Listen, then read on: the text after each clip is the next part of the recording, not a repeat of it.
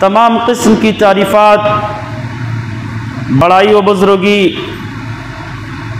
अल्लाह वहदहु ला शरीक खालिक कायनात मालिक अर्ज़ व समा के लिए लायक़ और सज़ावार है, जो अर्श अज़ीम पर होते हुए भी निज़ाम कायनात चला रहा है। लाखहां करोड़हां दरूद व सलाम हो अल्लाह के तमाम नबी व रसूल पर, बिलखुसूस अल्लाह के आखिरी नबी मदनी करीम जनाब मुहम्मदुर रसूलुल्लाह सल्लल्लाहु अलैहि वसल्लम पर। मुअज़्ज़ज़ सामईन, मसाइल रमज़ानी की मसाइल क़ुरबानी की मैं तीसरी नशिस्त लेकर के आपकी खिदमत में हाजिर हुआ हूँ। इससे पहले गालिबन 6 मसलों के तहत गुफ्तगू की गई थी, 6 मसलों पर रोशनी डाली गई थी। आज का जो 7वां मसाला है, हमारी और आपका जो गुफ्तगू का इख्तिताम हुआ था कि आदमी के पास अगर कुर्बानी करने की ताकत ना हो तो उसके लिए कर्ज लेकर के कुर्बानी करना कोई ज़रूरी नहीं। हाँ, अगर वापसी की ताकत रखता है कि बाद में वापस कर ले जाएंगे, अदा कर ले जाएंगे, तो ऐसे आदमी के लिए ज़रूरी है कि कुर्बानी करे। लेकिन वापस करने की अगर ताकत नहीं है और वापस करने में उसको बहुत मुश्किलात, बड़ी मशक्क़तों का सामना करना पड़ सकता है, तो ऐसी सूरत में उसके लिए कुर्बानी करना जायज़ नहीं है। मसला नंबर 7 जो है कि अगर हमारे पास कुर्बानी की ताकत नहीं है तो हम क्या करें। आइए इस ताल्लुक़ से सही अबू दाऊद की एक रवायत, जिसके रावी अब्दुल्ला इब्न अमर इब्न आस रज़ी अल्लाह ताला अन्हु हैं, उस पर रोशनी डाल लेते हैं। बयान करते हैं कि अल्लाह के नबी जनाब मुहम्मदुर रसूलुल्लाह सल्लल्लाहु अलैहि वसल्लम ने इरशाद फरमाया, उमिरतु बियौमिल अज़हा ईदन जअलहुल्लाहु लिहाज़िहिल उम्मा, कि मुझे हुक्म दिया गया है कि ईद के दिन हम खुशी मनाएं, ईद मनाएं, जिसे अल्लाह ताला ने इस उम्मत के लिए बनाया है। यानी ईद का दिन अल्लाह ने इस उम्मत के लिए खुशी का दिन बनाया है और खुशी मनाने का हमें हुक्म दिया है। अब्दुल्ला इब्न अमर इब्न आस कहते हैं कि अल्लाह के नबी ने जब यह बात कही तो मजलिस का एक शख्स खड़ा हुआ, एक सहाबी रसूल खड़े हुए और उन्होंने कहा, अराइता इल्लम अजिद इल्ला मनीहतन उन्सा, अल्लाह के नबी आपका क्या ख्याल है, आपकी क्या राय है, आपका नजरिया क्या है कि अगर किसी के पास कुर्बानी करने की ताकत नहीं है, सिवाय इसके कि उसके पास एक गाभिन जानवर हो, बकरी का बच्चा हो, तो क्या उसकी कुर्बानी कर सकता? वो भी कर्ज लिया हुआ गाभिन जानवर हो, तो अल्लाह के नबी क्या उसकी कुर्बानी कर सकता है? तो अल्लाह के नबी ने कहा, ला, नहीं। यानी आपने किसी के जानवर को बतौर कर्ज लिया है और वो जानवर गाभन भी है, हमल से है, तो ऐसी सूरत में अल्लाह के नबी ने कहा कि आप उसकी कुर्बानी ना करो। तो साहबी रसूल ने कहा, अल्लाह के नबी फिर हम क्या करें? आप सल्लल्लाहु अलैहि वसल्लम ने कहा, वलाकिन ताखुद मिन शारिका व अफ़ारिका, बेहतर यह है कि ईदुल अज़हा की नमाज पढ़ने के बाद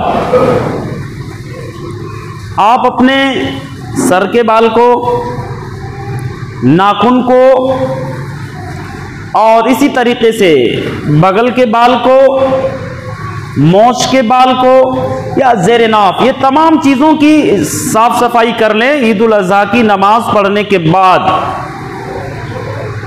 फतिल का तमाम उज़हियतिका इंदल्लाहि अज़्ज़ा व जल्ला, तो ये तुम्हारे लिए कुर्बानी का सवाब होगा अल्लाह के नज़र में। आपके पास कुर्बानी करने की ताकत नहीं है, आपको परेशान होने की ज़रूरत नहीं है, कर्ज लेने की ज़रूरत नहीं है, कर्ज के बोझ के नीचे दबने की ज़रूरत नहीं है, बल्कि आप जब ईदुल जिल हिज का चांद देखे, चांद देखने के बाद अपने सर के बाल, नाखून वगैरह आप बिल्कुल भी ना काटें, छोड़ दें। चांद निकल गया, आप सब छोड़ दो, ना तो सर के बाल काटो, ना तो मोछ, ना बगल के, ना नाखून, ये सारी चीजें उनकी हालत पर छोड़ दो। ईद उल अज़हा की नमाज अदा कर लो। अब उसके बाद में इन तमाम चीजों की साफ सफाई करवा ले। तो अल्लाह के नबी ने कहा कि अल्लाह की नजर में यह आपके लिए कुर्बानी का सवाब मिलेगा। कुछ उलमा के नजदीक और मुहद्दिसीन के नजदीक ये रवायत ज़ईफ है, सनदन ज़ईफ है। जो सिलसिला, जो हदीस की जो कड़ी होती है ना, उस एतबार से ये हदीस कुछ मुहद्दिसीन के नजदीक ज़ईफ है, लेकिन इसका जो मफहूम है हदीस वो सही है। समझ में आ रही? कुछ शवाहिद की बुनियाद पर हदीस जो है सेहत के दर्जे को पहुंचती है। तो जिनके पास ताकत नहीं है कुर्बानी करने की, उनके लिए बेहतर है कि वो अपने ज़ुल्हिज का चांद देखने के बाद में अपने नाखून, बाल, तमाम चीजें छोड़ दें। ईद उल अज़हा की नमाज पढ़ने के बाद में इन तमाम चीजों की साफ सफाई करवा लें, इंशाअल्लाह अज़ीम उन्हें कुर्बानी का सवाब मिल जाएगा, परेशान होने की जरूरत नहीं। लेकिन ताकत रखने के बाद अगर कोई ऐसा करता है तो मुजरिम होगा। क्या होगा? वो मुजरिम होगा। बहरहाल मसला नंबर जो 8 कि जो हजरात कुर्बानी करने की ताकत रखते हैं, जिलहिज का चांद देखने के बाद उनके लिए जरूरी है कि अपने बाल और नाखून तमाम चीजें नहीं कटवा सकते, जरूरी है। जो लोग कुर्बानी का इरादा रखते हैं, ताकत रखते हैं, प्लान किया है, जानवर ला लिए हैं या लाने वाले हैं, वो जिलहिज का चांद देखने के बाद में, चांद निकलने के बाद में अपने सर के बाल या जेरे नाफ या बगल के या जिस्म का कोई भी आज़ा, कोई पॉट, आप उसको साफ काट नहीं सकते। बाल की शक्ल में हो, नाखून की शक्ल में हो, या इसी तरीके से और किसी बड़े हुए चमड़े की शक्ल, जिल्द की शक्ल में हो, ये तमाम चीजें उनको उनकी हालत पर छोड़ दो। अल्लाह के नबी ने इरशाद फरमाया, इज़ा राअयतुम हिलाल ज़िलहिज्जा व अरादा अहदुकुम युदही फलयमसिक अन शारी व अज़फारी, जब तुम कुर्बानी का इरादा करो, जब तुम में से कोई कुर्बानी करने का इरादा रखता हो, तो ज़िलहिज का चांद देखने के बाद में अपने बाल और नाखून को ना काटे, बाल और नाखून को ना काटे। मसला नंबर 9, अगर कोई कुर्बानी करने वाला है, चांद निकल भी आया ज़िलहिज का, उसके बाद भी उसने ये हरकत कर डाली, कुर्बानी करने का इरादा भी है, जानवर भी ला लिया या लाने वाला है, ज़िलहिज का चांद भी नजर आ गया है, उसके बाद उसने सर के बाल कटवा लिए और नाखून भी काट लिया, तो क्या ऐसे शख्स की कुर्बानी जायज है या होगी या नहीं होगी? इस ताल्लुक से अल्लामा इब्न उसैमीन रहमहुल्लाह ने बयान किया है कि सर के बाल का काटना या नाखून का काटना यह कुर्बानी से माने नहीं है। कुर्बानी तो उसकी हो जाएगी, लेकिन नबी की मुखालफत पर, वलाकिन्नहु यकूनु आसियन लिरसूलिल्लाह, लेकिन उसने नबी की जो मुखालफत की है, उस मुखालफत पर उसकी पकड़ होगी। कुर्बानी तो हो जाएगी, लेकिन नबी ने कहा ज़िलहिज का चांद निकलने के बाद में आप बाल और नाखून ये तमाम चीजें छोड़ दे, लेकिन उसके बावजूद भी उसने ऐसे जो है खिलाफ वर्जी की, उस खिलाफ वर्जी की उसे सजा मिलेगी। मसला नंबर 10, कुर्बानी वालिद के नाम से हो रहा है, घर के मालिक के नाम से हो रहा है,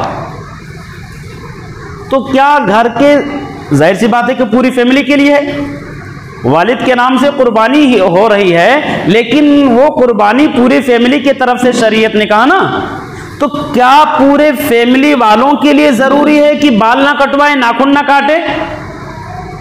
सवाल पैदा होता है ना कि वालिद के नाम से कुर्बानी होगी।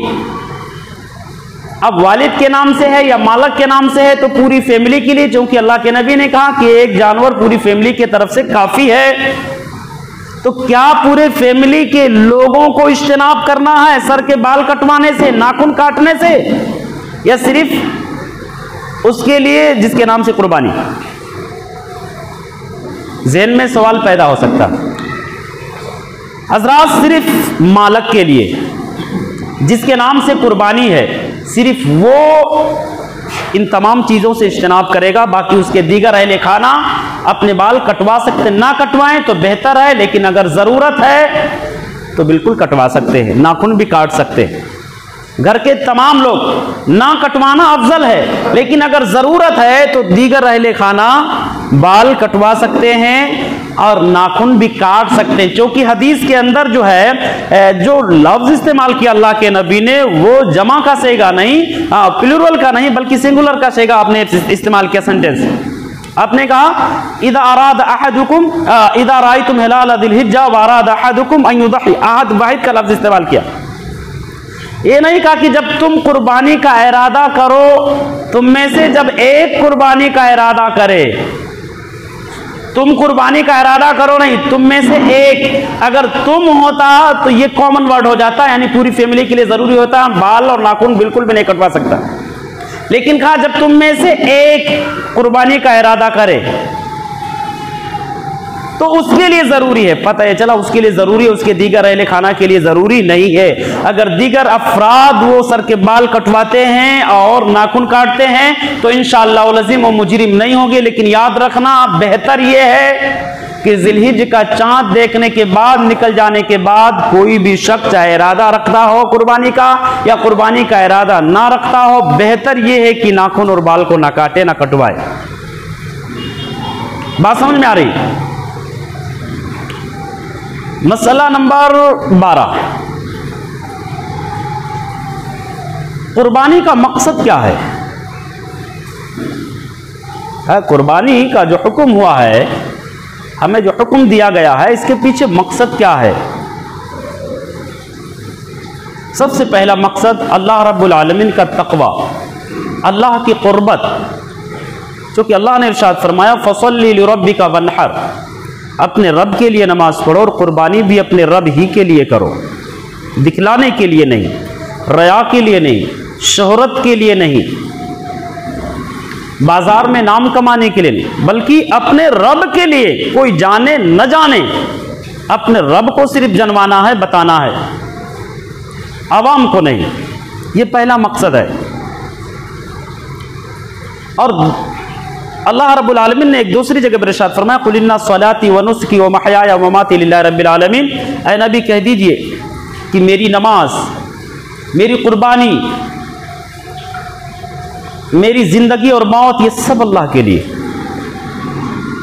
है। तो ये कुर्बानी का पहला मकसद कि अल्लाह रब्बुल आलमीन की कुर्बत हासिल हो जाए। कि अल्लाह, दुनिया को हम दुनिया के लिए नहीं कर रहे हैं, तेरी रजा के लिए। ये पहला मकसद। और दूसरा मकसद कुर्बानी का, हजरत इब्राहीम अलैहिस्सलाम की सुन्नत को जिंदा करना, सुन्नत का जिंदा करना, सुन्नत इब्राहीमी को बाकी रखना, कुर्बानी करके उसे ताज़ा करना, ये दूसरा मकसद है। अल्लाह रब्बुल आलमीन ने इरशाद फरमाया, वनादैनाहु या इब्राहीम क़द सद्दक़्ता रुया इन्ना कज़ालिका नजज़िल मुहसिनीन वफ़दैनाहु बिज़िब्हिन अज़ीम व तरकना अलैहि फ़िल आख़िरीन। और हमने इब्राहीम को निदा दी, आवाज़ दी, इब्राहीम बस करो, आपने अपना ख्वाब सच कर दिखाया। नेक लोगों को, नेकोकारों को हम ऐसे ही बदला देते हैं। और हमने इस्माइल के बदले में हमें इब्राहीम अलैहिस्सलाम को हमने एक ज़िब्ह अज़ीम अता किया, अजीम कुर्बानी दी। व तरकना अलैहि फ़िल आख़िरीन, और हमने उनके उस सुन्नत को, उस कुर्बानी को, उस अमल को आने वाले बाकी लोगों में जिंदा रखा, हमने उसको बाकी रखा। तो हमें ये दूसरा मकसद है सुन्नत इब्राहीमी का जिंदा करना। और तीसरा मकसद है अपनी अना को ज़बा करना। हम जानवर तो ज़बा कर डालते हैं, है ना, और ज़बा करके खाते खिलाते हैं, लेकिन हमारी अना, हमारे जो नाजायज़ ख्वाहिशात, हमारे गंदे अखलाक और किरदार, ये सारी चीज़ें बाकी रहती हैं। ये सारी चीजें बाकी रहती हैं। यानी जानवर के गर्दन पर छुरी चलाने से पहले हमें अपना अखलाक, अपना किरदार, ये सारी चीजें जो है सुधार लेना चाहिए, संवार लेना चाहिए। क्योंकि कुर्बानी एक मैसेज, एक पैगाम रखता है कि इब्ने आदम, अगर तू अपने माल की कुर्बानी दे सकता है तो ख्वाहिशात की भी कुर्बानी दे सकता है। क्योंकि माल को खर्च करने में अपनी ख्वाहिश, अपनी सोच बहुत बड़ी रुकावट बनती है, लेकिन तेरे ख्वाहिश ने, तेरी सोच ने इस कुर्बानी को रोका नहीं, मना नहीं किया। लिहाजा अगर तू अपने माल को कुर्बान कर सकता तो अपने ख्वाहिशात को भी कुर्बान कर सकता है। लिहाजा जानवर के गर्दन पर छुरी चलाने से पहले हमारे लिए जरूरी है कि हम अपने अखलाक, अपने किरदार, अपनी नीयत, अपने इरादे, तमाम चीज़ों को खालिज कर लें, अपने अना को कुर्बान कर दें। अब अगर हम गुनाह करते जाते हैं, कुर्बानी के बाद भी हमारी वही सोच है, वही किरदार है, वही चाल चलन है, तो क्या फ़ायदा कुर्बानी करने का। कुर्बानी करने के बाद अगर हमारे अंदर बदलाव नहीं आया, कुर्बानी ने अगर हमको दीनदार नहीं बनाया, कोई चेंजिंग हमारे अंदर नहीं आई, वही क्या नाम है बेगैरती, वही तकब्बुर, वही अना बाकी है, तो गोया कि कुर्बानी करने का कोई फायदा हमें नहीं मिल रहा है। जिस तरह से रमजान में रोजे रखे, नमाजें पढ़े, रमजान चला गया, सब छोड़ दिए, हमें अपनी बदनसीबी पर, इस बदकिरदारी, बदअखलाकी पर मातम करना चाहिए, रोना चाहिए कि अल्लाह इतना बड़ा मुजरिम मैं हूं कि रमजान में तूने तौफीक दिया, रमजान के बाद हमें नेकियों की तौफीक नहीं मिल रही है। आप जानते हैं, 12 सुने हैं कि आदमी को एक नेकी करने के बाद अगर दूसरी नेकी करने की तौफीक मिल गई तो समझ जाए कि मेरी नेकियां अल्लाह ने कबूल कर ली है, मेरा मेहनत जो है सफल हो गया। लेकिन नेकी करने के बाद अगर दोबारा उसे नेकी करने की तौफीक नहीं मिल पा रही है, समझ जाए कि उसके नेक काम में, उस अमल में कहीं कुछ खोट था, कहीं कोई ऐब, कोई नक्स था, जिसकी वजह से दोबारा उसको नेकी की तौफीक नहीं मिल पा रही।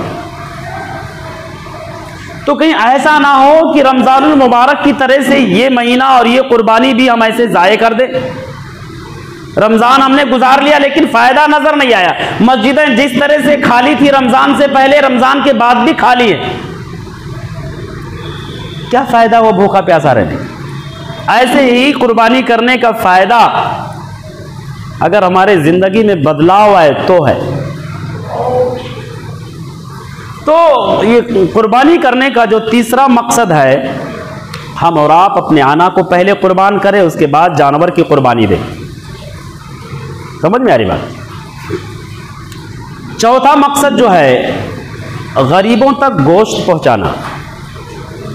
वाफिर मकदार में रोज़ाना हम आधा किलो लाते, पाव भर लाते हैं, लेकिन कुर्बानी के दिन हम बड़े खुशी से एक जानवर ज़बा करते हैं। इसलिए ज़बा करते हैं ताकि गरीबों तक भी उनके हुकूक पहुँचाए जाएँ, क्योंकि बहुत सारे गरीब ऐसे होते हैं जो साल भर इंतज़ार करते हैं। जो इस साल कुर्बानी में गोश्त नहीं पाएंगे ना, वो उम्मीद बांध कर बैठते हैं कि इंशाअल्लाह ताला आने वाले साल में मुझे ज़रूर गोश्त मिलेगा। गरीब हैं, मजबूर हैं, नादार हैं, हाँ, लेकिन लोग वहां तक पहुंच नहीं पाए। अब आजकल तो लोग ताल्लुकात देख करके सब बांट डालते हैं। हाँ, उनके घर पे कुर्बानी, हमने उनके घर पे दिया, वो हमारे घर पे दिए। जिसके घर पे कुर्बानी ने बेचारा छूट जाता है। जहां कुर्बानियां हैं वहां चारों तरफ से गोश्त पहुंचते, जहां कुर्बानी नहीं वहां कोई देता ही नहीं है। कितने घर और कितनी शिकायतें ऐसी हमारे पास आती हैं कि जनाब कोई भी नहीं लाया। क्या हुआ, आया किसी ने दिया? नहीं जनाब, किसी ने नहीं दिया। अब ये सरमायादार हजरात का सोच ये बन चुका, उनके घर में जो मजदूरियां करते हैं, उनके खेतों में जो काम करते हैं, वो तलाश कर उधर उधर महल्ले में जाकर उन्हीं को देंगे, है ना, उन्हीं को देंगे। और उसका पड़ोसी, उसका बाजू वाला, अगर वो बेचारा मजबूर है, वो भी गरीब है, उसको नहीं देंगे, वो देखता रहता है घर पे दरवाजे पर। आम दिनों में तो घर में कोई नहीं होता, इधर उधर टहलने के निकल जाते, लेकिन अय्याम कुर्बानी में लोग अपने घर में रहते हैं, दरवाजे पर रहते हैं, टक की बात करके रहते हैं कि कोई दरवाजा खटखटाए, कोई आ जाए। तो ये कुर्बानी का चौथा मकसद है कि गरीबों का भी ख्याल रखा जाए। आपको अल्लाह ने नवाजा है, आपके घर में ढेर सारे गोश्त है, कुंटलों से गोश्त है, हाँ, तो गरीबों को भी दे दो, उनका भी ख्याल रखो। गरीब है, मजबूर है, नादार है, बेचारे के पास ताकत नहीं, आज वो गरीब है, हो सकता है कल अमीर बना दे अल्लाह ताला उसे। और हम उसकी जगह पर हो जाएंगे। जब हम उसकी जगह पर हो जाएंगे तो हमें कितना भारी जाएगा। उस वक्त हमारी क्या हालत होगी जब हम उस गरीब की जगह पर होंगे और वो गरीब हमारी जगह पर होगा, उसके घर में कुर्बानी होगी, हमारे घर में कुर्बानी नहीं होगी। इसलिए ये आने वाला जो ईद उल अज़हा का, ईद कुर्बान के जो अय्याम हैं, है ना, इन अय्याम में हम कुर्बानी करें। अल्लाह ताला आप और ज़्यादा हमें और आपको नवाजे, उसके नवाजिशात, उसके करम फरमाइयाँ की बरखा हमारे घरों में बरसें। मजीद खुलूस के साथ, सही नीयत, अच्छे नीयत के साथ अल्लाह ताला कुर्बानियों की तौफीक दे, लेकिन गरीबों का ख्याल रखने की भी अल्लाह ताला हमें और आपको तौफीक दे।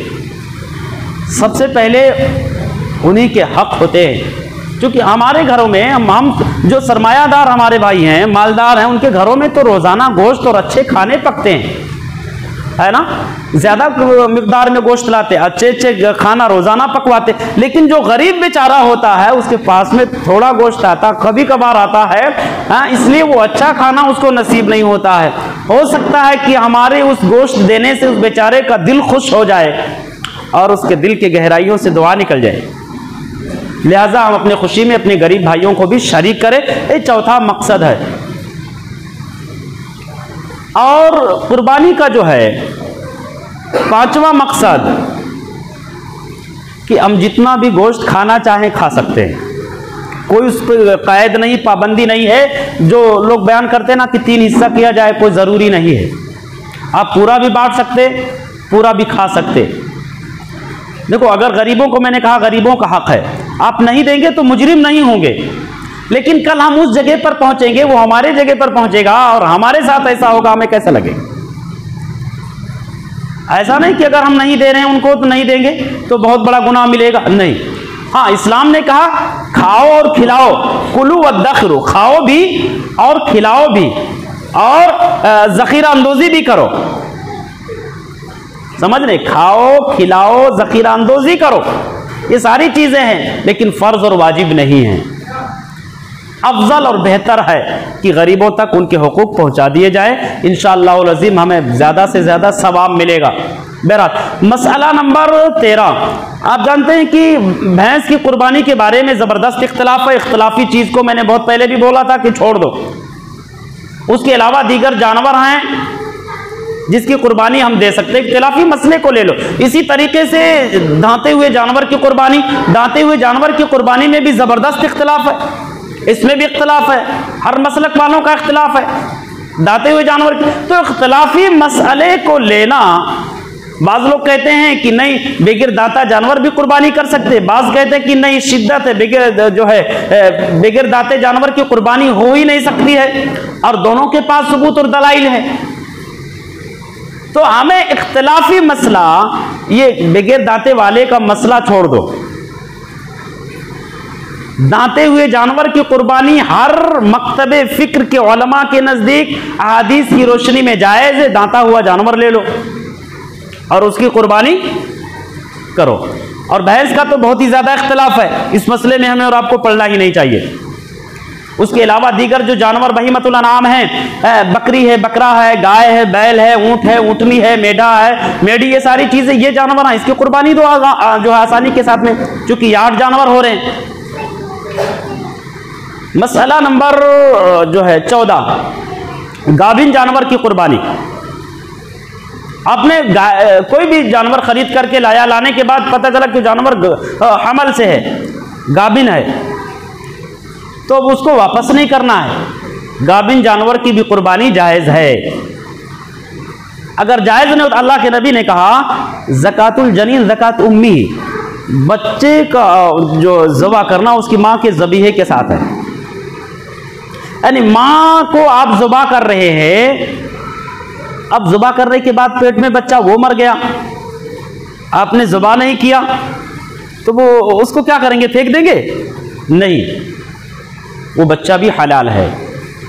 समझ रहे? तो माँ की कुर्बानी जो है, बच्चे की कुर्बानी माँ की कुर्बानी के साथ है। तो ये हदीस इस बात पर दलालत करती है कि गाभिन जानवर की कुर्बानी भी जायज़ है, वो किसी भी जिन्स का हो, बकरी का हो या मेढे का हो या गाय का हो या ऊँट का हो, है ना। तो गाभिन जानवर की भी कुर्बानी जायज़ है, किसी का कोई इख्तिलाफ नहीं है।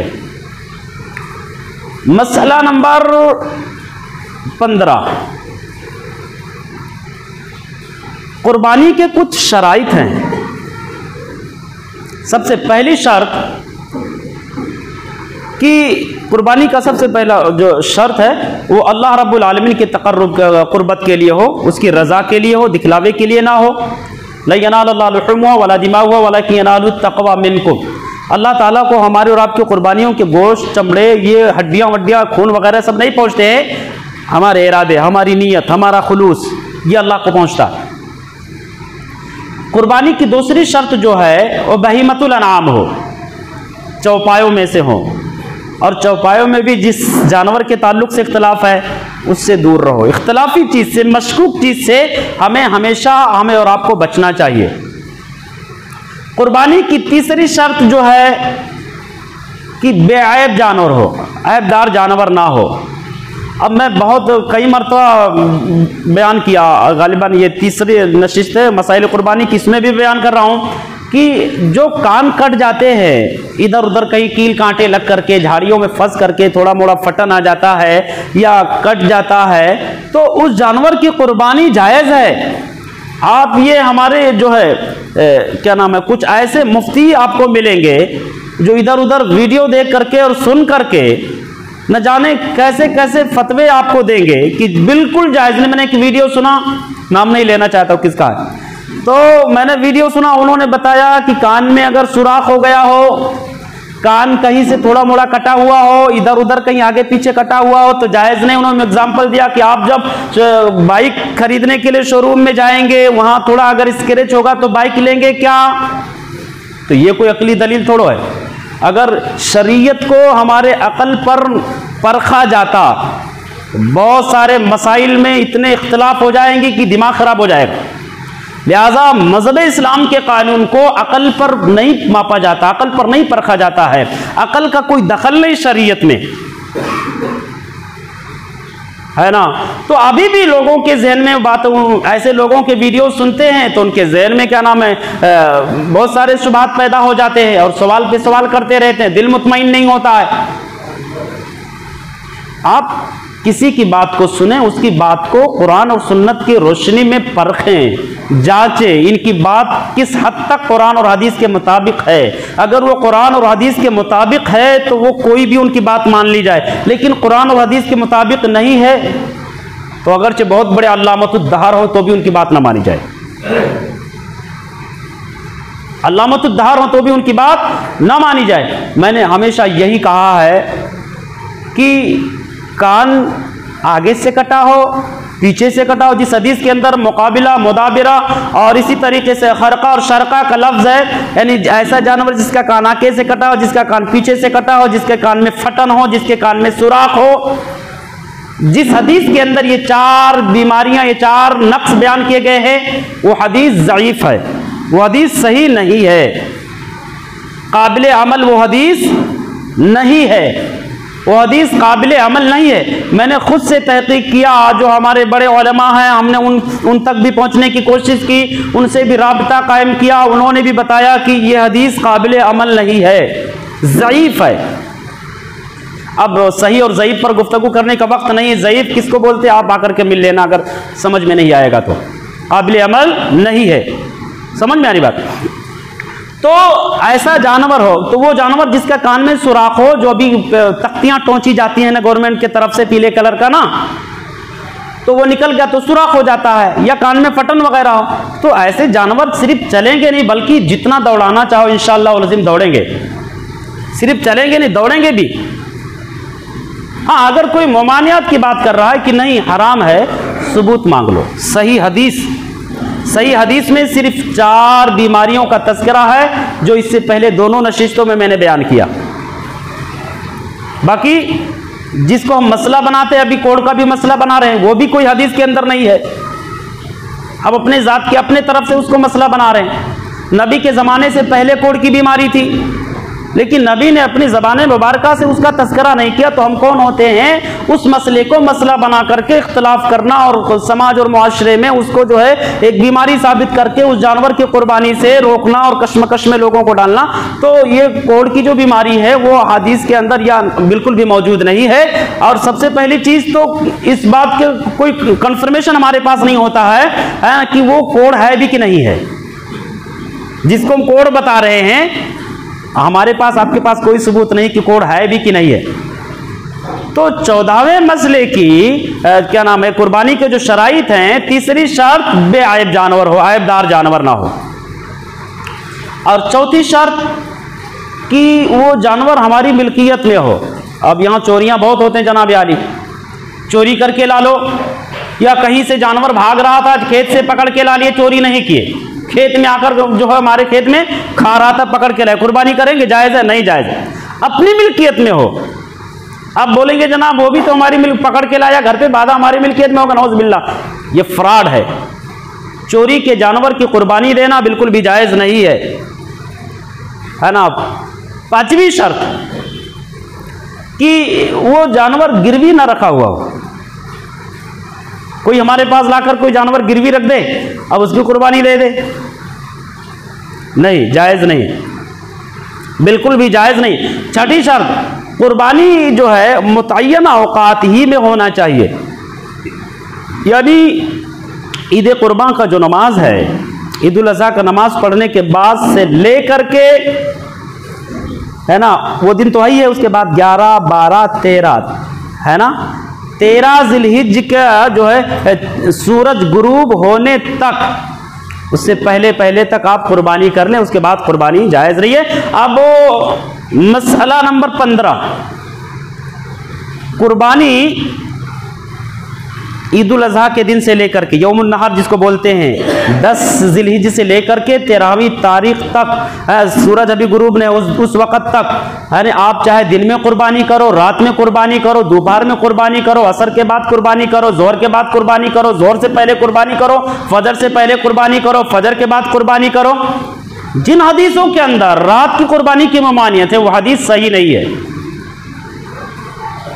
वो हदीस सही नहीं है। लिहाजा मौजू बातिल और ज़ईफ रवायात को समाज और मुआशरे में फेसबुक पर, व्हाट्सएप पर, दीगर जो खबरों के ज़राए हैं है ना, उन ज़राए पर ऐसे हदीस मौजू और ज़ईफ हदीसों को भेज करके कौम और समाज में क्या नाम है इख्तिलाफ और इंतशार नहीं पैदा करना चाहिए, है ना। तो यौमुन नहर के दिन से लेकर के नमाज अदा करने से लेकर के जो कुर्बानी के अयाम हैं, अयाम तशरीक तक जो है जिस घड़ी में चाहे कुर्बानी कर सकते हैं, जिस वक्त भी चाहे कुर्बानी कर सकते हैं, कोई ममानियत नहीं है। इल्ला माशाअल्लाह अगर कोई ममानियत की दलील दे दे कि देखो जनाब इस हदीस के अंदर नबी ने मना किया है रात में कुर्बानी करना, या जवाल के वक्त कुर्बानी करना, या असर के बाद कुर्बानी करना, सिर्फ दुआ भी कर सकते हैं जवाल में, नमाज से मना किया गया। नमाज आप बोलेंगे जनाब अली नमाज भी तो दुआ है, लेकिन वो नमाज एक मखसूस तरीका, दुआ का कोई मखसूस तरीका नहीं है। नमाज का एक मखसूस तरीका, नमाज भी दुआ है, लेकिन नमाज में रुकू है, नमाज में सुजूद है, नमाज में कादा है, नमाज में जलसा है, ये सारी चीजें नमाज में, दुआ में सारी चीजें नहीं हैं, ये सारी चीजें दुआ में नहीं हैं। तो बहरहाल जिस वक़्त भी कुर्बानी करना चाहें कुर्बानी कर सकते हैं। मसला नंबर 15 तक मैं एंड करता हूँ। इंशाअल्लाह ताला आने वाले जुमे के अंदर मजीद इसके दीगर मसाइल हैं, उन मसाइल का भी तज़किरा किया जाएगा। हम अल्लाह से यही दुआ करते हैं कि बारइला हम तमाम मुसलमानों को मसाइल कुर्बान को सही तरीके से हदीस की रोशनी में समझने की तौफीक अता फरमाए, और हम तमाम मुसलमानों को उन तमाम मज़कूरा तमाम बातों पर अमल करने की तौफीक अता फरमाए, और जब तक हम सबको इस दुनिया के अंदर जिंदा रख, खालिस किताबुल्लाह सुन्नत रसूलुल्लाह सल्लल्लाहु अलैहि वसल्लम के मुताबिक जिंदा रख, और जब हम सब का खात्मा ईमान बिलखैर हो, आमीन तक़ब्बल या रब्बल आलमीन। मज़ीद किसी को समझ में नहीं आया होगा तेज़ी की वजह से या जल्दबाजी की वजह से, तो नमाज के बाद मुझसे मुलाकात करके समझ सकते हैं, जिस मसले पर भी आपको गुफ्तगू करना होगा। बहरहाल बारकल्लाहु लना व लकुम फ़िल क़ुरआनिल अज़ीम व नफ़अनी व इय्याकुम बिल आयाति व ज़िक्रिल हकीम व तआला जवादुन करीम मलिकुम बर्रऊफ़ुर रहीम। इन्नल हम्दुलिल्लाह नहमदुहु व नस्तईनुहु व नस्तग़फिरुहु व नउमिनु बिही व नतवक्कलु अलैहि व नऊज़ु बिल्लाहि मिन शुरूरि अनफुसिना मिन सय्यिआति अमालिना मन यहदिहिल्लाहु फला मुदिल्ल लहु व मन युद्लिल फला हादिया लहु व नशहदु अल्ला इलाहा इल्लल्लाह वहदहु ला शरीका लहु व नशहदु अन्न मुहम्मदन अब्दुहु व रसूलुहु। अम्मा बाद इन्नल्लाह व मलाइकतुहु युसल्लूना अलन नबी या अय्युहल्लज़ीना आमनू सल्लु अलैहि व सल्लिमू तस्लीमा अल्लाहुम्मा सल्लि अला मुहम्मद व अला आलि मुहम्मद कमा सल्लैता अला इब्राहीम व अला आलि इब्राहीम इन्नका हमीदुम मजीद अल्लाहुम्मा बारिक अला मुहम्मद व अला आलि मुहम्मद कमा बारकता अला इब्राहीम व अला आलि इब्राहीम इन्नका हमीदुम मजीद इन्नल्लाह यअमुरु बिल अदल वल इहसान व इताइ दिल कुर्बा व यनहा अनिल फ़हशाइ वल मुनकर वल बग़य यइज़कुम लअल्लकुम तज़क्करून व लज़िक्रुल्लाहि तआला अला व अला व अज़्ज़ु व जल्ल व अतम्मु व अकबर वल्लाहु यअलमु मा तस्नऊन।